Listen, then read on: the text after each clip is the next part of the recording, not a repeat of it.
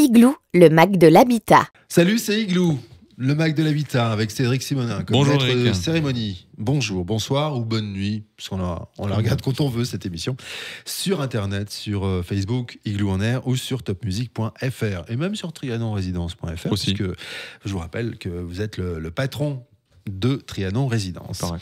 L'état des lieux, c'est un sujet important dans l'habitat. Comment éviter les litiges? Il y en a quelquefois et on a invité pour en parler un avocat. Olivier Pernet, bonjour. Bonjour. On arrive à notre sujet dans un instant après une info du monde de l'habitat, Cédric. Oui, une info qui n'a aucun intérêt. Alors je voulais vous la soumettre. C'est la vente de l'appartement le plus cher des États-Unis. Ça m'a fait sourire, je dis je vais le partager avec nos auditeurs. Ah ouais. Donc c'est un quadruplex de plus de 2100 mètres carrés qui a été vendu pour la modique somme de 209 millions de dollars. À New York, l'appartement en lisière de Central Park est désormais le plus cher du pays. Et l'heureux élu est Ken Griffin, très connu de la société d'investissement, le PDG de la société d'investissement alternatif Citadel, qui serait le nouveau propriétaire de l'appartement le plus cher des États-Unis. Pour la modique somme de 209 millions de dollars, je le répète, il posséderait désormais un quadruplex new-yorkais de plus de 2100 mètres carrés qui comprend 16 chambres, 17 salles de bain, une pour le chien, 5 balcons et une terrasse faisant face à Central Park. Ça fait juste 100 000 euros du mètre carré. Et nous, on parle de logement abordable. En fait, Eric, je pense que Ken Griffith s'est juste trompé sur l'annonce du Bon Coin. Je pense qu'il a acheté un hôtel sans s'en rendre compte. Oui, puis il faut 15 jours pour faire le tour de l'appartement. On ne sait même pas qui y vit finalement. Non. Et c'est pas l'homme le plus riche du monde qui a acheté le plus cher appartement du monde. Non, mais bon, à ce niveau-là, Ouais. on discute plus. C'est vrai, ça n'avait aucun intérêt. Aucun intérêt. Voilà. Bon, par contre, notre sujet du jour, il en a Ah, de oui. l'intérêt. L'état des lieux, comment éviter les litiges. Avec vous, Olivier Pernet, avocat depuis 15 ans. Vous avez créé votre cabinet à Célestat, puis ouvert des bureaux à Colmar et à Strasbourg. Vos clients sont des particuliers ou des professionnels pour le droit des affaires, droit immobilier et droit du travail, et l'indemnisation du dommage corporel. J'ai tout dit ? Oui, tout à fait. Bah, bienvenue dans Igloo. Merci beaucoup. L'état des lieux, comment éviter les litiges, c'est votre sujet. Et on en parle avec Cédric Simonin. Oui, c'est un sujet qui nous est souvent demandé par les auditeurs de plus en plus. Donc c'est vrai que c'est une grosse angoisse, le moment d'état des lieux. Alors pas trop d'entrées, mais beaucoup de sorties. Il y a des pièges à éviter. Je voulais qu'on en parle avec Maître Pernet. Donc allez, on commence par l'état des lieux. Déjà, qu'est-ce que c'est qu'un état des lieux? Alors, l'état des lieux, c'est un constat. C'est la constatation de l'état de l'appartement. Comme vous l'avez dit, il y a un état des lieux d'entrée lorsque le locataire entre dans l'appartement, ce qu'on appelle la remise des clés, et un état des lieux de sortie à la remise.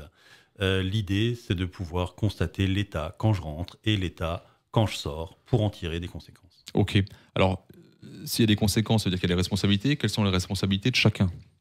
Alors, les responsabilités de chacun, donc c'est la loi qui nous l'apprend, hein, on n'invente rien évidemment. Le locataire a une obligation d'entretien courant. C'est-à-dire qu'il y a un certain nombre de petites réparations qui doivent être faites et de maintenir globalement l'appartement en bon état, au plus proche de ce que l'on a eu quand on a fait la remise des clés et l'état des lieux d'entrée, justement. C'est obligatoire de faire un état des lieux? Alors, c'est absolument pas obligatoire. Si vous me demandez mon avis, j'ai envie de dire que ça devrait l'être. Ça devrait l'être, ça permet de sécuriser les relations. Locataire-propriétaire, c'est avantageux pour tout le monde de savoir à quoi se référer. L'état des lieux d'entrée est presque le plus important, puisque si il n'y a pas eu d'état des lieux à l'entrée, le logement est réputé avoir été donné en bon état global. Et ça arrive que des gens, des propriétaires ne fassent pas d'état des lieux? Ça arrive vraiment? Ça arrive assez régulièrement. Ah oui. Ça arrive assez régulièrement. Certains propriétaires le font simplement en n'y pensant pas, hein, parce que on signe le bail, on est dans un moment d'euphorie, le locataire rentre, il est pressé d'emménager, on n'a pas forcément le temps physiquement de venir sur place. Et d'autres propriétaires, un peu de moins bonne foi, n'en font pas sciemment pour que certains défauts ne soient pas répertoriés à l'entrée et qu'on puisse en faire le reproche à la sortie. Il paraît que le New-Yorkais là, qui a acheté l'appartement, il n'a pas du tout fait d'état des lieux. Non. Lui, Mais c'est peut-être pas son son problème. avocat. Peut-être. Donc ça veut dire que toutes les dégradations seraient imputées alors au locataire lors de la sortie des lieux. Hein. Absolument. D'accord. Donc maintenant, parlons de l'état des lieux en lui-même. Comment ça se remplit? Qu'est-ce qu'on y décrit? Alors, l'état des lieux en lui-même, il y a deux façons de procéder. La façon habituelle, traditionnelle, c'est qu'il y a des formulaires préimprimés qui existent où on fait le tour du logement pièce par pièce, que ce soit le sol, le plafond, les murs, les équipements qui s'y trouvent, cuisine équipée, salle de bain, sanitaire, et les autres équipements globaux qui peuvent se trouver dans l'appartement. C'est vraiment le tour qui est fait. Et pièce par pièce, on fait du sol au plafond, les remarques, avec des cases à cocher de état neuf à très dégradé. Globalement, c'est comme ça qu'on fait un état des lieux entre propriétaires et locataires directement. D'accord. L'autre façon d'y procéder, c'est de faire ce qu'on appelle un constat d'huissier. C'est donc de recourir au service d'un huissier de justice. Alors, c'est pas un gros mot et c'est surtout pas grave d'appeler un huissier de justice, mais c'est simplement de recourir à un professionnel dont c'est le métier et dont les constatations feront foi. C'est-à-dire que ce que l'huissier va constater s'imposera au propriétaire comme au locataire, sous réserve que tout le monde ait été présent ou invité à la réunion d'état des lieux. Quand vous dites propriétaire, ça peut être une agence aussi, hein, qui Bien représente entendu, le bien propriétaire. entendu, Oui. bien entendu. Oui, j'ai même vu des agences qui délèguent ça à des sociétés externes et qui font les états des lieux, dont j'ai eu l'occasion de voir, qui sont vraiment extrêmement précis en numérique. C'est vraiment très très bien fait. En plus, Il y a- c'est précis au début et puis on évite les problèmes. En fait. Oui, parce que finalement, comment ça se passe lorsqu'il y a litige? Alors, lorsqu'il y a litige, on commence par comparer les deux états des lieux d'entrée et de sortie et on fait le compte des modifications allant dans le mauvais sens, des dégradations, quoi, hein.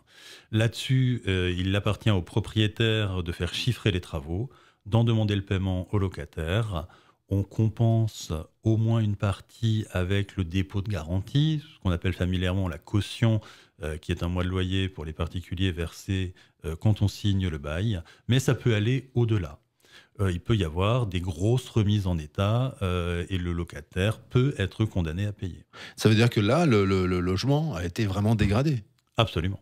Et donc là, il y a problème, parce que il y a la caution qu'on ne récupère pas du coup, mais on peut être amené à payer beaucoup plus si on n'a pas entretenu le logement. Ça, c'est important de le savoir quand même. Alors, si on ne l'a pas entretenu, mais visiblement, si Ouais, on l'a dégradé, si on l'a plutôt, dégradé, ouais, ouais, ouais. tout à fait, si on l'a dégradé. Si on a fait des trous énormes dans les murs, par exemple.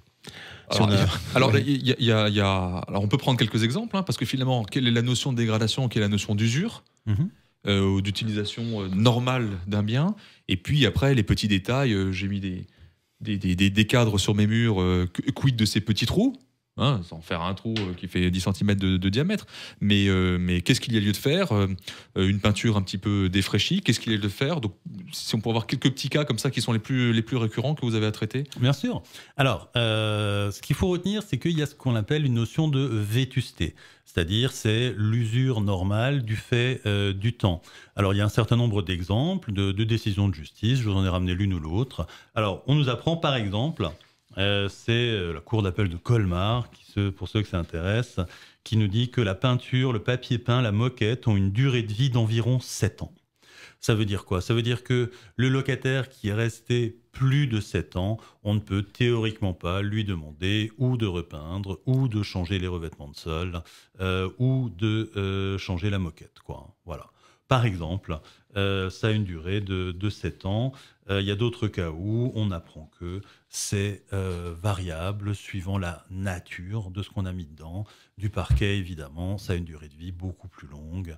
Des revêtements plastiques ont des durées de vie sensiblement plus courtes.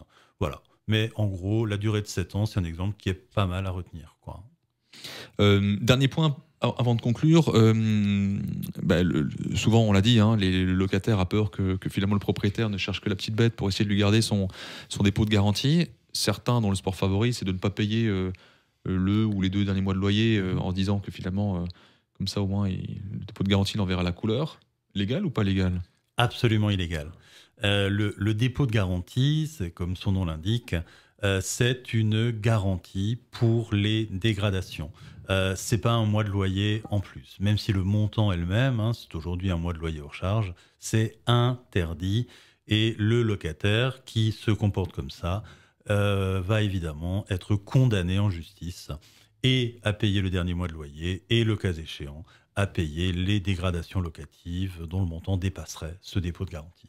Oui, mais il faut intenter une action en justice. Absolument.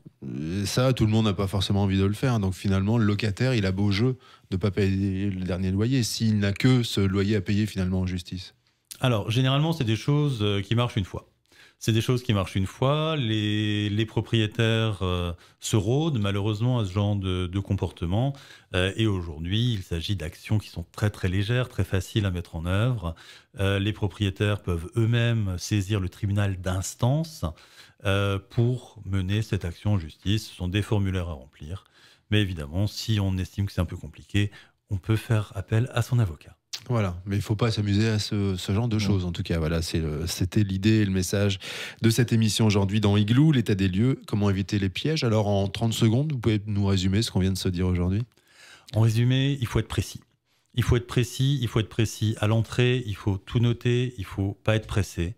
Et il faut faire preuve de la même précision, de la même attention à la sortie pour que quand on compare les deux états des lieux, on ait des choses qui soient conformes à la réalité. Et tant que c'est conforme à la réalité et que tout le monde est de bonne foi, il n'y a pas de problème. Et le mieux, c'est de jamais de vous rencontrer, en fait. Parce que si on ne vous rencontre pas, c'est que tout s'est bien passé. On peut venir me rencontrer pour se renseigner. Je plaisante, évidemment. Mais Bien entendu. sûr. Vous êtes tellement sympathique, en plus. Ça serait dommage de s'en priver. Je vous remercie. Merci d'avoir participé à cette émission. Merci beaucoup, Cédric. Merci. Et on se retrouve très très bientôt Oui. pour une nouvelle émission d'Igloo. On en fera d'autres avec vous, Volontiers. si vous le voulez bien.